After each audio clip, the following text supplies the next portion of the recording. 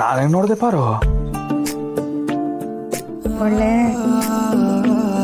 ಕಚ್ಕೊಂಡು ತಿನ್ನೋ ಥರ. ಯವ್ವಾ ಅಯ್ಯೋ ತೆಪ್ಪು ತೆಪ್ಪು ಅಂತ ಚೆಣ್ಣೆ ಹೊಡ್ಕ. ನಾನು ಇವತ್ತು ನಾನ್ ವೆಜ್ ತಿನ್ನಕ್ಕಿಲ್ಲ. ನಾನು ನಾನ್ ವೆಜ್ಜಾ? ನೀ ನನ್ನ ಬೆಲ್ದೋಚು ನನ್ನ ಸೀತು. ಆದ್ರೆ ಸ್ವೀಟ್ ತಿನ್ನೋ ಥರ ನೀನು ನನ್ನೇ ತಿನ್ಬಿಟ್ರೆ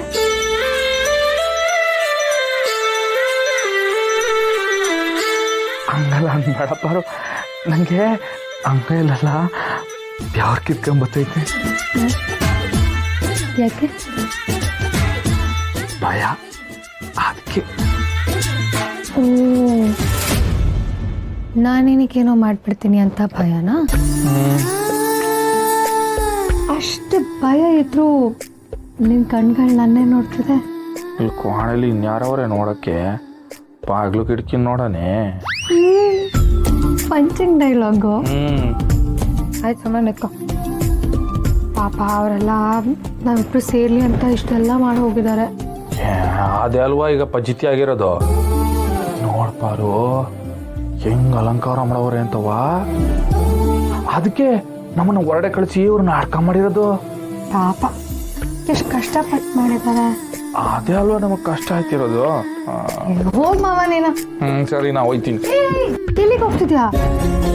ಪಾಪ ಅವರೆಲ್ಲ ಸೇರ್ಕೊಂಡು ಇಷ್ಟೆಲ್ಲ ರೆಡಿ ಮಾಡಿ ಹೋಗಿದ್ದಾರೆ. ನೀನ್ ಬೇಜಾರು ಮಾಡ್ಕೊಂಡು ಹೋಗ್ತಿದ್ಯಲ್ಲ. ನಂಗಲ್ಲ ಪಾರು, ನಾವು ಅನ್ಕೊಂಡಿರೋದೇ ಬ್ಯಾರೆ, ಇಲ್ಲಿ ನಡೀತಿರೋದೇ ಬ್ಯಾರೆ.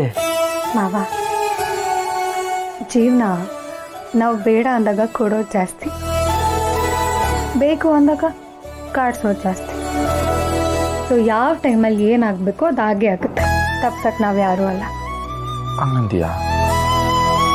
ಆದರೂ ನಾವು ಮಕ್ಳು ಮಾಡ್ಕೊಡೋದು ಬೇಡ ಅಂತ ಅನ್ಕೊಂಡಿದ್ವಲ್ಲ ಪಾರು. ಒಂದು ಹೆಣ್ಣಿಗೆ ಮಗು ಬೇಕೋ ಬೇಡವೋ ಅಂತ ಡಿಸೈಡ್ ಮಾಡೋ ಹಕ್ಕಿರುತ್ತೆ. ಆ ರೈಟ್ಸ್ ನನಗೆ ಕೊಟ್ಟಿದ್ಯಾ ಅಂದಮೇಲೆ ಬೇಡ ಅನ್ನೋ ನಿನ್ನ ಸಂಕಲ್ಪ ಹಾಗೆ ಇರುತ್ತೆ. ಯೋಚನೆ ಮಾಡಬೇಡ. ಹಂಗಾರೆ ಮುಂದೆ